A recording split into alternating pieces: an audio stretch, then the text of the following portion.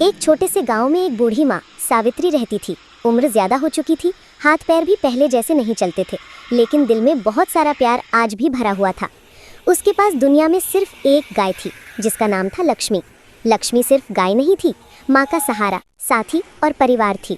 हर सुबह बूढ़ी माँ मंदिर की घंटी बजने से पहले उठ जाती।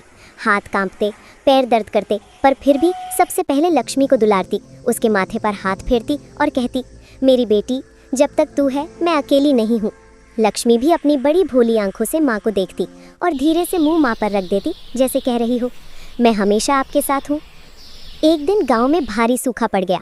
खेत सूख गए, चारा खत्म हो गया। लोग अपनी गायें बेचने लगे। पड़ोसी आए और बोले, सावित्री, इस उम्र में कैसे संभालोगी? इसे बेच दो, वरना दोनों भूखे मरोगे। बूढ़ी माँ की आंखें भर आईं।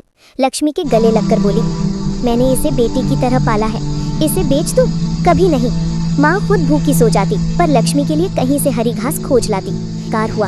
बहुत दिनों तक खाना न मिलने से एक रात लक्ष्मी कमजोर होकर गिर पड़ी। माँ घबरा गई, उसे गोद में ले लिया और रोते रोते कहने लगी, हे भगवान, अगर मेरी किस्मत में भूखा रहना लिखा है तो रह लूंगी, पर मेरी बेटी को कुछ न हो, इसे बचा लो। माँ की आंखों से आंसू लक्ष्मी के चेहरे पर गिरते रहे। अगली सुबह भगवान का आशीर्वाद। सुबह गांव में एक ट्रक आया। सरकार ने घोषणा की, सूखे से परेशान किसानों के लिए मुफ्त चारे का वितरण होगा। जब लोग चारा लेने पहुंचे तो सबसे पहले नाम पुकारा गया, सावित्री देवी। कहने लगे, आपने अपनी गाय को बेचने से मना कर दिया, आपके प्यार ने हमें छू लिया, ये चारा सबसे पहले आपको दिया जाएगा। बूढ़ी माँ रो पड़ी। लक्ष्मी उठकर मम्मी के हाथ चाटने लगी, जैसे कह रही हो, आपका प्यार ही मेरी दवाई था।